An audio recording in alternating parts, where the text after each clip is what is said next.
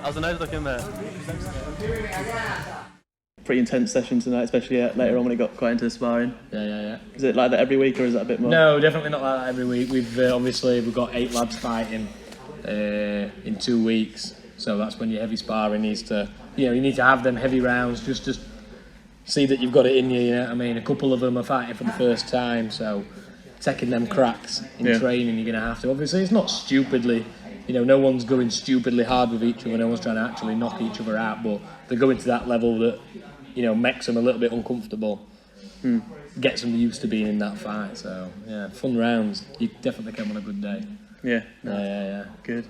Now that you're 2 weeks out, are you going to be sort of scaling it down a little bit again to, avoiding any injuries? Yeah, well, get to that 2 close. Yeah. Well, that's it. So, like, the beginning of next week will be tapered down. Lots of drills, stuff like that. Probably do a heavy-ish last spar on Friday, and then fight week is just, obviously, some of them have got weight to cut, so focusing on that, and just drilling over the stuff that they know they need to know for the fight. They already know everything anyway, so the sound, but it's just keeping it fresh in your brain, ready for the Saturday, like. So yeah, it'll be tapered off next week, bring it back up on Friday, and then nice and steady on fight week. So to be fair, that's probably the heaviest sparring we've done in about 3-4 months. Yeah. So yeah, Parkin enjoyed it though, didn't you, mate? Always. Taking it back a little bit, how did the BMF promotion, which you co-promote with someone else? Yeah. So I'm co-promoting it with Steve Meyer. I always say his name wrong, I think. I don't know if it's Meyer or Meyer, but yeah. He was a co-promoter on Almighty. He still helps run Almighty, he's just not a partner with it. We both had our own ideas of what we wanted to do with a show, with the tournaments and all that kind of stuff. Me and Steve have been friends for probably about 5 years.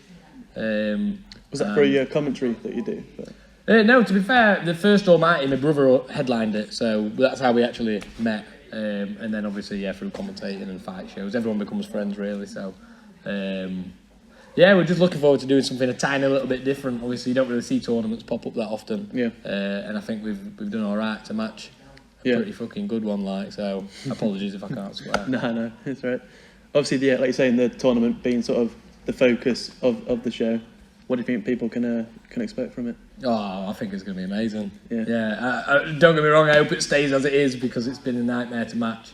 But I think we've got 4 of the best middleweights in the country. They're all around the same level. There's no one that's really too experienced and someone who's the underdog or whatever. We've got Joe Ambler 3-0, Almighty champion. Jack Bell 4-1, an absolutely humongous man from Powerhouse.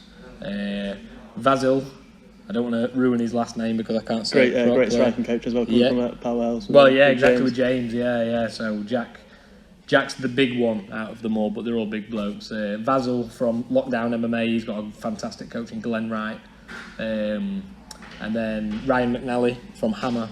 And obviously everyone knows Hammer, Big Sean. I think we've got 4 of the best middleweights in the country, and I genuinely think it's going to be one of the best tournaments to have ever happened in the UK. So I think as you move up in the weight classes as well, getting the matchups can be a bit harder because as you move up in the weight classes, there's less people. Yeah, exactly. That's what I was trying to. That being said, we actually tried to match the featherweight tournament. Yeah. We had George Staines, the UK #1 ranked featherweight. And I was going to say to get a tournament and it be middleweight. Yeah. But the only person that did actually step up and say yes was Jamal Raja from Combat Base Liverpool. 4 wins, 3 losses. He stepped up. He wants it. We didn't end up matching the whole thing, so it kind of got scrapped. George is looking to go pro, I think, next year. So the next BMF show, we're going to do the featherweight tournament without George, obviously being going pro, and Jamal will have a place in that tournament because he stepped up.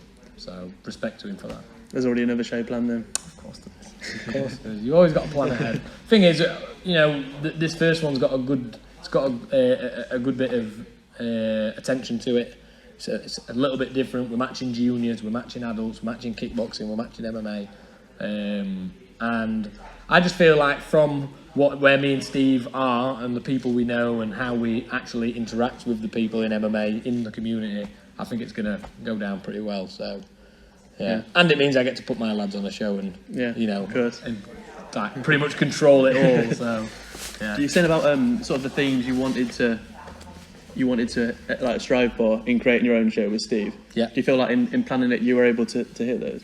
Yeah, I think so. Yeah, so the name just kind of came from, obviously everyone knows the whole BMF thing at the moment. Yeah. Obviously with the UFC, but we had it as the idea, and we were like, oh, can we do that? But then the more we spoke about it to other people, everyone was like, yeah, that's cool. So that's something we wanted as well. It always makes me think of the scene in Pulp Fiction at the end with the Samuel L. Jackson's wallet at the end. I do like that actually. I might put that in the show. Yeah. I might put it in the opening scenes as the show comes on. But I do think that the show's come together pretty well. We've got a decent fight card.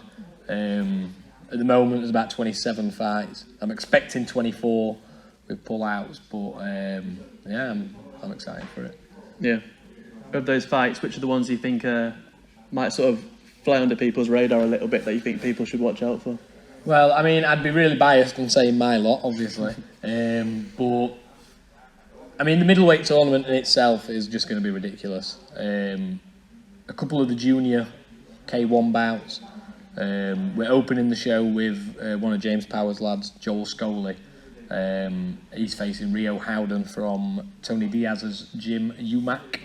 And the reason we're opening the show with them is because I've seen them fight, and I know how good they both are. They're like 40 kilos or something, they're tiny, but they're absolutely unreal. So, yeah, the juniors I think are going to fly under the radar. We've got quite a lot of debuts as well, so not a lot of people actually know who they are. But I think all the amateur debut fights are going to be sick.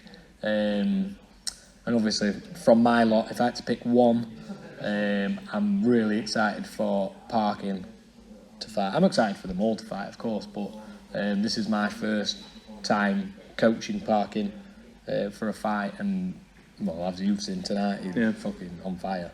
So they're all on fire. No, I'm not trying to offend any of the lads there, but I've put him quite high up, and I've actually managed to get him a really decent opponent as well. So Ryan's 2-1. I got him an opponent from Dean Garnett's gym, Aspire, Ali Sohaki. He literally fought on Almighty. I commentated Almighty. Yeah. I spoke to Dean that night. I messaged Ali the day after, and boom, it was matched.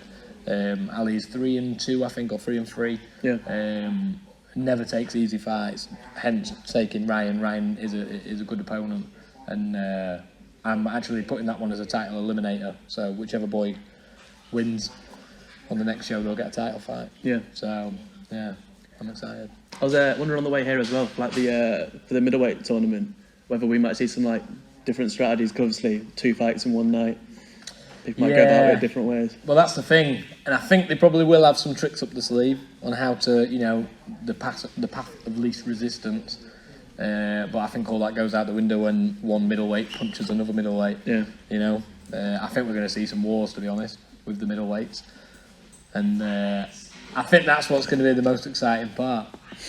Flyweights. I've already mentioned you, Parkin. Don't worry, mate. Yeah, but I think the middleweights. I think the 2 fights that are going to be on are going to be ridiculous. I think they're going to end up being wars. Yeah. So. I wonder what the atmosphere has been like here. Obviously, with everyone, like you said, so many of your lads fighting on the same card. What's the atmosphere been like down there? It's just been fun. Everyone's been excited. When it's just one person getting ready for a fight, obviously all the attention's on that one person. But when you've got 8 of them getting ready together, like the team kind of comes together for it. So. And all lads have been sound. They know when they've needed the hard rounds. They know when they've needed to, diet down a little bit. And they've pushed each other. They've all turned up. They've done the extra training. So I'm happy with how they've prepared. And yeah, it's just made the gym a big buzz, to be fair. Yeah. So whatever happens on fight night, win, lose, draw, I don't really care. I know they've trained hard, and they're going to come to fight. So. Yeah. Everyone I've spoken to tonight clearly. You're clearly well liked down at the gym. Everyone's got a lot of nice things to say about you. Well, I'll look forward to watching them. Yeah. Well, the thing is, we like to have a nice team. I've heard too many stories of people going to gyms and being treated like shit, and it's just not what you need. If you've turned up to train at someone's gym, you should feel welcome. You should feel part of a team, and I think that's something we've created here. We've got quite a few lads that have come from other gyms, and they've been here. Done 1 or 2 training sessions and been like, right, I'm staying here. which to me is sound like. Yeah. You know, if we're doing a good enough job for that, that's fine by me. But as long as they're enjoying themselves, you know, they're getting the training, and we've got some class coaches now. I just coach the striking really now. Danny Mitchell coaches the jiu-jitsu. My head MMA coach here, Brett Baker, has done a phenomenal job bringing everyone up. Not even just the adults, the teenagers, and everyone has just benefited from him being here. Yeah. So it's not just a one-man job. Obviously, I appreciate that they have kind words to say, but it's not all me. Yeah. Brett has got a lot of credit. He needs to take a lot of credit for it. He won't. He's a modest man. But yeah, he's done a really sick job. So, yeah. And a modest mullet as well. And a modest mullet as well. Yeah, that's it. I can't grow a mullet. I've barely got any hair. That's why I wear a hat. So. I can't talk. I had a man bun back in the day. Fair. Right, I'm not even going to go into haircuts. Those days are behind me. Yeah, I won't go into haircuts. Mine was terrible. Now, I'm obviously saying about you're looking to do more events in the future. What do you hope to create with the BMF promotion? Just a show that people want to come to, you know, something that they get excited for. A lot of the shows now, it's just, you don't really see much going putting behind it. Don't get me wrong, we've not done the greatest amount of promotional work. Like, we've been putting posters out, which I think the posters, personally, I think they look pretty sick. Did you create them? I didn't know. Jamie from DM4 Photography is the man. But, you know, the middleweight tournament, we've started putting out some videos for that. We're working on videos for on the night, because most fight shows there's nothing in the crowd. Yeah. Like, there's a screen there and there's nothing to watch. Yeah. So, you know, we're working on little things, just little touches like that when they're there they think, oh fuck, I'm at a good show here. Yeah. You know, the lights are there, there's big screens playing videos, interviews, all that kind of stuff. So yeah, I just as long as it's a show that people enjoy and there's good fights on it, you know, that's all I'm bothered about. Which of little things like that which you'd improve, which obviously comes from yourself spending a lot of time around other promotions and other events, and you've got a lot of experience seeing how they're run and things like that, if you know what I mean, the whole production behind it as well. Well, back in the day, my dad ran one of the first shows in Donny, Storm Force. It was a feeder to Ultimate Force, which is now Cage Steel. And to be fair, from when my dad did run that show, I've always wanted to do it since. So I'm just happy to do it, and I think I've made a good enough impact with the people I know that I can run a fight show. Yeah. So yeah, the matchmaking has actually been much easier than I thought, because I actually get along with people. Yeah. I don't try and make enemies or fucking try and push fight gyms away and I'm not working with you. I'm happy to work with anybody that isn't a giant arsehole. So did you have any sort of difficulties that you didn't see coming? Obviously, everything that's happened, I've been prepared for. Pull-outs, I know were going to happen. So there's always stuff on backup or ideas that we can work with. You know, at one point we were gonna end up with a second tournament. We didn't end up going ahead with it, but because of pull-outs, we could have done. Yeah. Just little things like that, really. The fights have just been, as long as there's a decent fight card by the time we fight, it's sound. The venue's all good. Steve deals with a lot of the logistics of it. I've mainly been working as matchmaker. So I was sad to see Joe Fields had to drop out. We was chatting to the other day. Yeah, that was unfortunate, but that was a great matchup. But yeah, him and Ben would have been perfect. I think Ben's one of the most underrated amateurs in the country. Everyone sees his record 4-9 or whatever it is, and back in the day when he were losing them fights, he weren't grappling. He didn't know how to grapple. He was just a striker. Now he's learned how to grapple. He's beaten. He's on a 3-fight win streak. Two Manchester top team guys and a Legion's gym guy.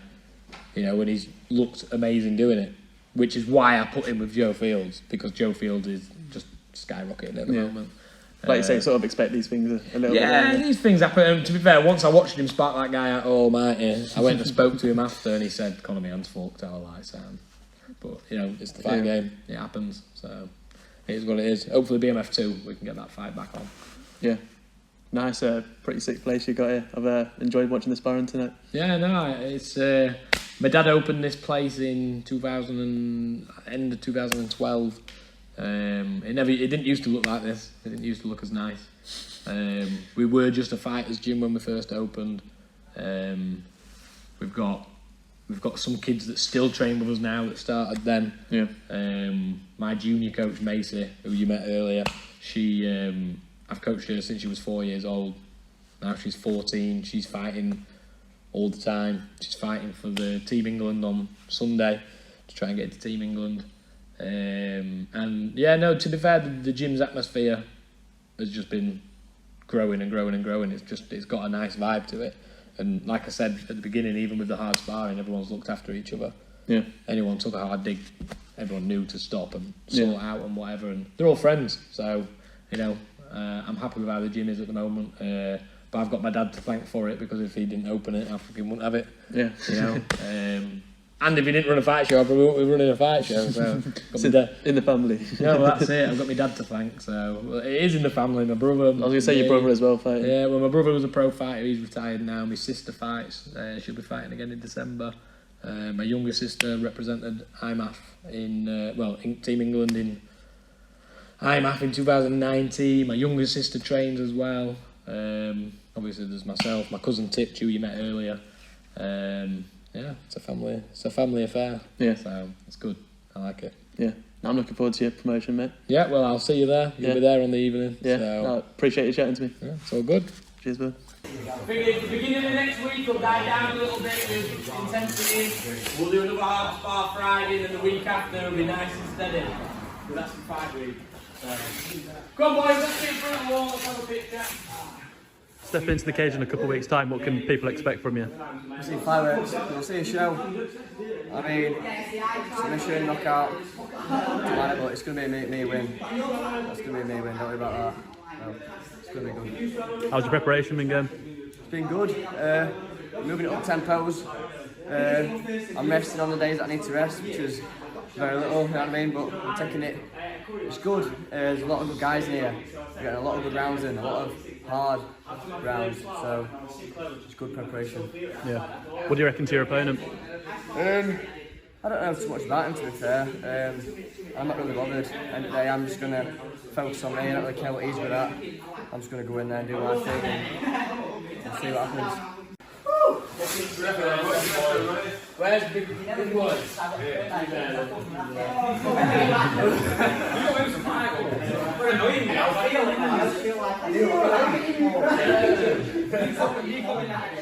Are you new to the unit? You said moved here fairly recently. Unfortunately, my gym, Ultimate Lewis Magnus, has closed down due to COVID, so I found another gym in the area, which is in Rosington, the Unit MMA, and as soon as I walked through the door, I felt like it's like a new home. Like, everyone's very welcoming.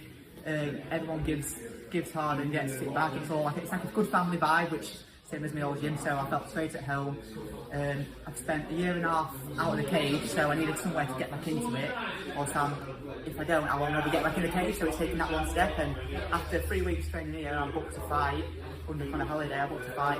He was more than happy for me to fight under his name. So I appreciate him putting all the work in, any hours. He said to me that whenever you want to train, the gym's always open, you're always welcome. A few lads will come down and spar with you, so appreciate everything you've done here so far, and hopefully get a few wins under you and MMA. Yeah. Tell us about the gap between your last few fights. Well, everyone has had a big gap due to COVID. I've had just under 2 years out. I know every amateur, every fighter has had about a year out, and it is very hard to come back to the gym because you do get a bit lazy, but I feel if you sit at home, you just watch your friends fight and stuff, you just feel sorry for yourself. So I came back into the gym, trained a couple of times and said, let's get a date booked and let's get training. And now I'm training 6 nights a week here, doing miles in the morning, running in the morning. So hopefully, 2 weeks time, October 16th, BMF, we're good to go, get that win. Yeah, would you reckon to ring rust going to be an issue for you? I don't think so. Before my last fight a year and a half ago, I had a year out of MMA with an injury, so I did a little bit of boxing. Ring rust is not a problem. I don't really get nervous. I get in there and then the lights are on and the crowd don't matter. You're in there to try and do your job and train hard, fight easy.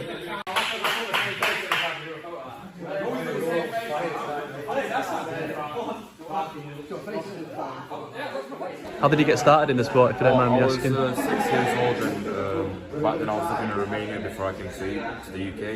We had a family friend who was running a kickboxing gym, and asked my parents to take me, and then I liked it. Since then I started doing it. I loved it. What was it about it when you first started that you liked about it? I just really like the vibe, how everyone was disciplined, everyone had respect for each other, there was no difference, no ego in the gym. Am I correct in saying this is your MMA debut coming up? It is, yeah. I'm excited about it. I think I'm going to smash it. And yeah, got a tough opponent, and I've been putting the work in, so I feel ready. 2 weeks out. How's the training been going up to this point? It's been going pretty well. I feel in shape. I feel strong. My skill set's coming on. Yeah, I feel all rounded. Feel very good. What do you think you have that your opponent doesn't? I think I've been a bit more well-rounded than him. I think I've got better IQ. I think I'm a better fighter overall.